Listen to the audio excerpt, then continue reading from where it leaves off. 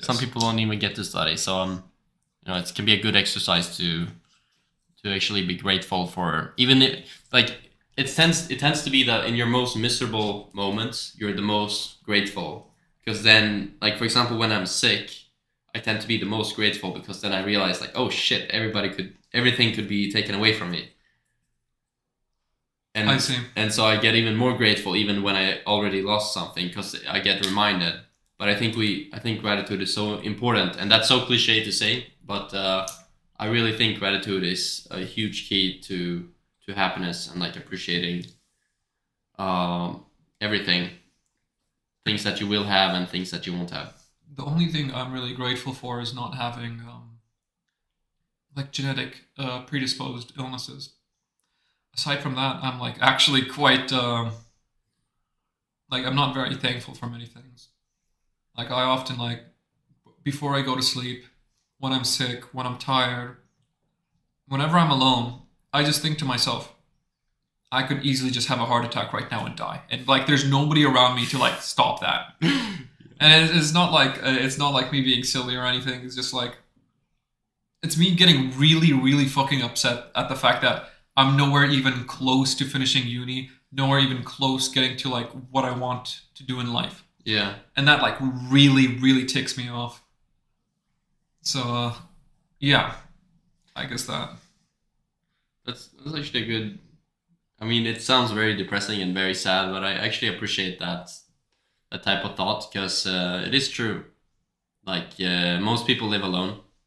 I don't know in the world, but in developed countries and, like, in university, you tend to live alone, and it's like if you have a heart attack or if something goes wrong, you know, you're pretty much, it's like you and your phone, and in the best case you call an ambulance. But, like, I think it's good to remind ourselves of our mortality, that we appreciate, like, you know, the moments and things that we got, and even, you know, even if we haven't reached our goals, it's a lot of things that we can be grateful for.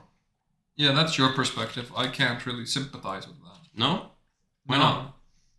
For me, thankfulness comes from things that allow me to reach my goals or to help give me a break from the daily things of life. Or I guess I could be thankful for like video games, but there's like a bunch of them. And if I were to remove any of those things, you'd have to be deleting a massive part of the daily world. And that's why I'm not thankful for it. It's essentially the status quo, what I'd have to be thankful for. The bare minimum that I'd have to be thankful for, and that's what gets me angry. But how about, like, yeah, but it's not the bare minimum though, because it depends who you're comparing yourself to. If you compare yourself to the most well-off kids in 2024, then yeah, that's gonna be baseline. But if you compare yourself to, like, humanity in the past, like barely surviving and suffering and getting infections and, you know, having to freeze their ass off every day, I think you would be pretty fucking fortunate very fast that you have a warm meal and a hot cup of coffee. I mean, that is true, but for me, I don't see it that way. Because for me, I'm getting the bare minimum of what I should be getting as a person who would be like in a middle class person. Like if somebody was born in my birth fucking spawn, right? Yeah. If somebody was like middle, high class, it doesn't matter. They'd be, and if they were getting what I'm getting right now, it would be like the bare minimum. And I know you could be like, oh, well, people are having it worse off. And to me, that would be like, that's not really a good argument, because what my suffering is my suffering. Well, while they might be suffering for something even harder that would cause life and death, that's giving them not only meaning in life, clarity of mind. I'm over here fucking stuck in my mind, you know, just fucking myself over. I'm also but just because you're middle class doesn't mean you're entitled to, like, happiness. But you're saying because you're middle class, you're entitled to middle class happiness or middle class problems. If I'm middle class, I expect middle class problems, middle class accommodations, and middle class food, middle class everything.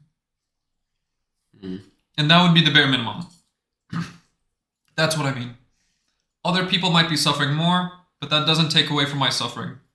If I break my leg, I'm suffering.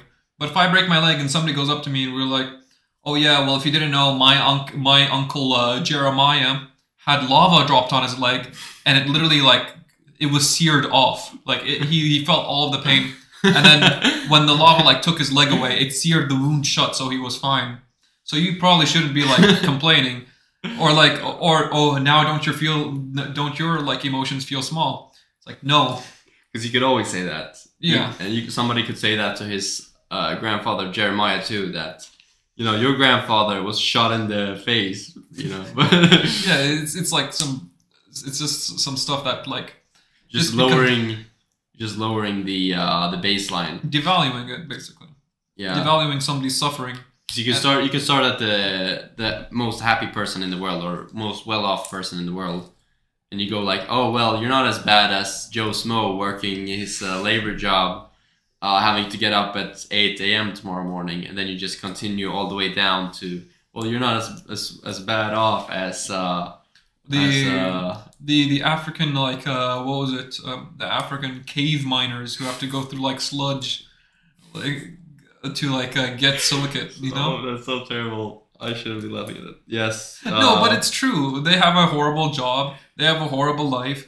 Like I have some horrible things going on. Yeah. Just because they have something going on that's bad doesn't mean I should be like, oh, I'm suddenly like thankful that I only got a broken leg. That's my perspective. You can compare it to other animals too. Like you could. Yeah. Like it's truly horrible. How like I know some people have mentioned it, like how these some Africans have to get minerals out of like with their children, like pregnant women have to get like minerals for phones and stuff. Yeah. In like cobalt mines and stuff like that. Yeah. But even them, like they could compare themselves to like another another animal that like than the human animal. Yeah. And have like, oh, you're not getting cooked in a stew, so I guess you should be happy or something. And even then, those people would probably be like, oh, you're happy that you should be happy that you get to live in the first place. Yeah, you have to get happy you get to live in the first place. You don't have to be over there dealing with taxes with a boss over your head. You wake up when you need to, you do what you need to. All you have to do, get this amount of cobalt. Right, but although there is some baseline of like that's worse than death, obviously. For sure. You're happy that that you should be happy that you're not in a labor camp in Russia or something, after the Second World War, starving your ass off. Yeah. Yeah. So what's the point here? That no, the point was that your perspective is that you should be thankful for many things, and I was like, I have a different perspective on life. Yeah. Where I'm not very thankful. I'm kind of spiteful and angry. And these are both things that like drive us. You're driven by like many things, I'm sure, but among them is thankfulness. I'm driven by mainly spite and anger. I wouldn't say I'm driven by thankfulness. I see what you're saying, but I'm not driven by it. I'm just like you can be hungry for more in life and still be grateful. Like just because I'm thankful that I have that most of my family is alive and that I have food and that I'm healthy, that doesn't mean I don't want more. Yeah. It might stop me from getting greedy, I don't know, but like I still want to achieve all of my goals and stuff, and I'm not happy where I am. On the other hand, I know I could be much worse off, and I appreciate what I have. I understand that what I have is not the worst. Like if you say human happiness is a scale from 0 to 100, or like your possessions maybe. Mm-hmm. When I'm grateful, it's kind of like a reminder to myself, like, oh, you're actually at like, maybe 50 or 60%. That's this is how much we achieved already. Although we still want the 40% that's left to achieve 100%. You see what I'm saying? Mm-hmm. So that doesn't take away from my ambition. I'm still extremely ambitious. Okay, I just misunderstood you. Yeah. But for me, it's not like you should stop. You should stop now because you should be grateful for what you have. Don't get greedy. It's not like that. No. I misunderstood you. Mm-hmm. It's just that for me, I'm driven by spite because I can't really bring myself to be thankful or happy or do something out of graciousness. Be like, if you like, for me, I was thinking like, if you're thankful for something, you typically want to repay it through your deeds and actions. And I was thinking that's what you meant. But for me, I don't really have too much of that. So I'm mainly driven by like spite and anger. I know it's stupid, but it's just like, yeah, like I mean, it makes sense. It makes sense. You can be driven by negative emotion. yeah, like many people have like, be it like fucking, what is it, like the Nazis? They were driven by hatred. Yeah. You Sure, could, they were. Yeah. religious wars, Perhaps, serial killers. perhaps that's the strongest motivator if you think about it. Like wanting something, because the opposite would be wanting something better. Like you're happy with what you have, but you want something better. That's then you're not really fueled by hate and negative emotion. Hmm.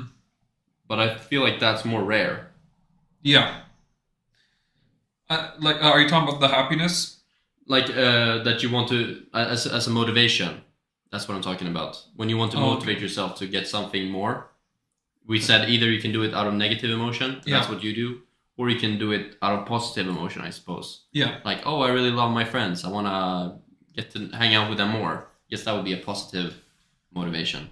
Yeah. I see what you mean. And I think that the negative one is maybe more common.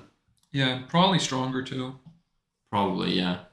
Like, especially in, if you think back in evolution, like, I'm gonna go and hunt this deer. It's not because I love hunting so much.